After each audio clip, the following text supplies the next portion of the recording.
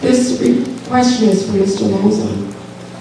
I met with you before in your office to discuss the border issue, and you never told me it was the Warriors that started it. I was present on the evening of May 31st in 2009, and I am not a warrior. And I never purported to be a warrior.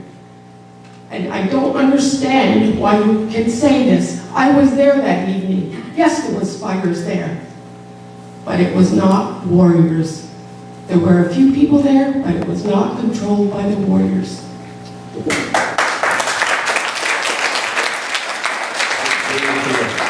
information that the government of Canada was given by the Akwesasne Police Force was that if they did not remove the CBSA workers from that building, in spite of the, now this building has, bulletproof glass and everything, it's very, very secure. They were told, this is what the government of Canada was told by the Akwesasne Police Force, that they would not be responsible for if these people were injured or killed. So very wisely, the government of Canada instructed the border guards to leave, and they drove up to Ogdensburg and come back that way. That was under threat of what the report was of the Mohawk Warrior Society. It was not the natives, no one had suggested it had anything to do with the residents of Akwesasne. It was the Mohawk Warriors that apparently made that threat. That's the government, that's the intelligence that was given to the Minister and to the Prime Minister of Canada on that very night, May 31st. That's what the decision was taken on. And we will not, if I get defeated over this, I'll stand. But I will not put either of those men and women have gone through much abuse since they've got, yes, I realize that. And you're all right. But they also, since that's happening, they've been maligned. The public has said that they're not brave, they're not this, they're not that. They've done everything they turned over. And they've turned the other cheek, and they're doing a heck of a job for us, and I'm proud, and I'll stand behind them anytime. Thank you. Thank you, Mr. Lauzon. I suspect there's a follow-up question. Would you like to hear that before taking an opportunity? Go ahead. Take it easy. I have to control my emotions for a minute here. I did investigations into what happened before May 31st. CBSA was prepared to leave. The men that were working there and the women had removed all of their personal possessions on the Friday before May 31st. So tell me it was not a plan. I researched the U.S. government. They had passed legislation 2 weeks before of what they would do if the border was shut down. You're very right. This was obvious. We had been in negotiations. The CBSA personnel had been in negotiation with the Akwesasne Mohawk Council for 4 years. 4 years. Numerous meetings. It got to the point where actually one of the Grand Chiefs in Ottawa called the minister a liar. Publicly called the minister a liar. That led us to believe that the chances of negotiation were very slim, and Plan B was put into place. Thank you. I'm going to ask each of the other candidates if they'd like to comment, and then I'm going to try to change the subject. Is that all right with the gentleman standing at the microphone? No. You want to extend the same question or a different question or on the same subject? I can put it over to another night. I haven't got a problem with that, but I think the audience should hear the truth. Okay, would you like the second follow-up question? I'd like to answer, maybe I'll help out on the next question. Okay, we'll go that way then. Each has the right to speak for 2 minutes. There was more than Mohawks at this table. The government had the ability to say to the Border Security Service, no, we don't want you wearing guns. Period. Until we negotiate this thing. You can't come onto people's land and tell them what to do. I'm here in the country, and the signs that I see all over the place, this land is our land. And as people, rural people who understand the value of your land and the value of your property, you would not want me walking through it with my rifle or my gun. The government had a choice to tow in its public service union to say, we have a problem here and you really, really, really do not need these guns. This was a made-up issue. You have a government that wants you to be scared. They want as many guns on as many public officials as they possibly can get. I don't want that.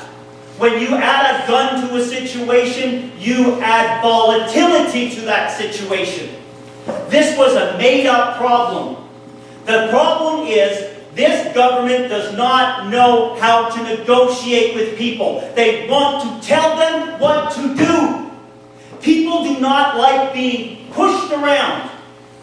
People like to be spoken to, not talked at. This government does not have respect for people. Neither does the Ayatollah.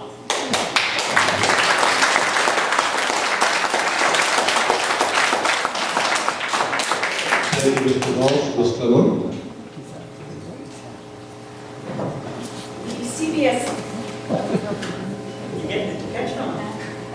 The CBSA is an administrative level, and the relationship between the border guards, the CBSA border guards, and the Mohawk community was already difficult prior to the crisis, the bridge crisis.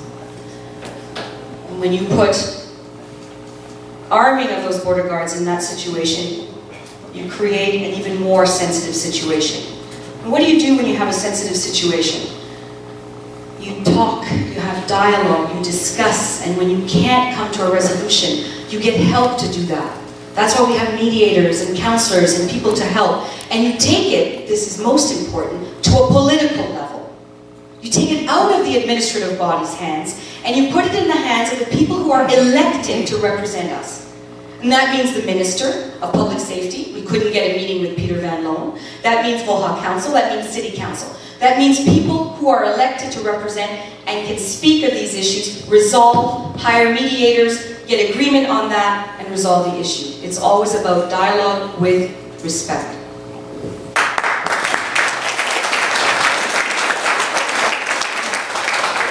I'm going to do it quick, just as I said, if elected as MP for this riding, I will take all the time it takes to resolve the issue. And again, on May 2nd, you have a chance to elect somebody else if you're not happy what happened with this issue. And that's your chance to judge the work of this government. That's why I'm running for this election, and I'm a good alternative. Thank you. Okay. Point of order, Mr. Moderator. I didn't come here to listen to statements from the audience.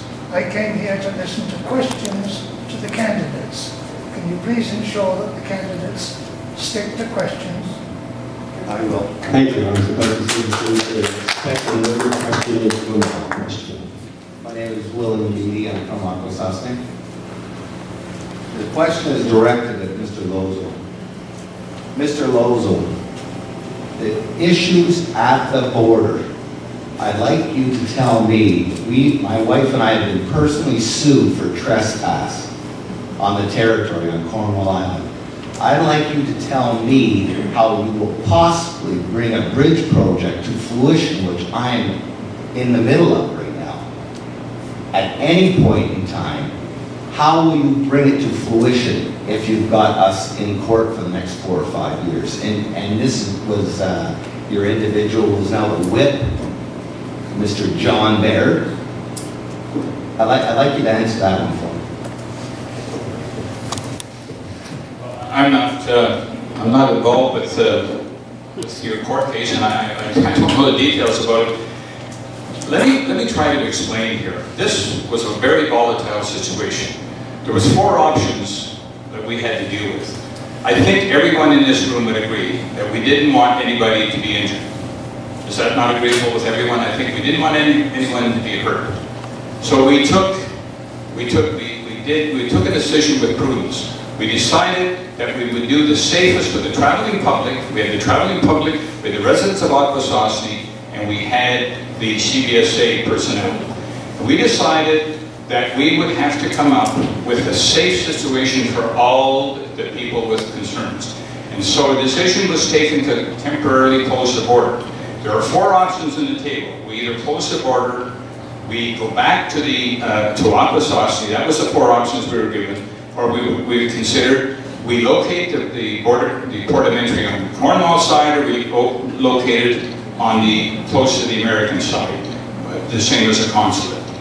Those 4 options, I met with the mayor, with your representative from Akwesasne, the Grand Chief, different folks, and the governor, the congressman from the USA, New York State, to come, which would be the preferred location.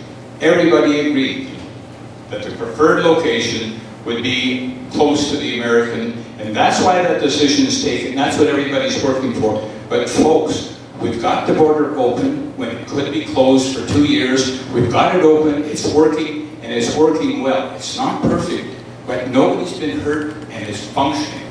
Let's celebrate that rather than criticize it and work to make a permanent solution. Thanks.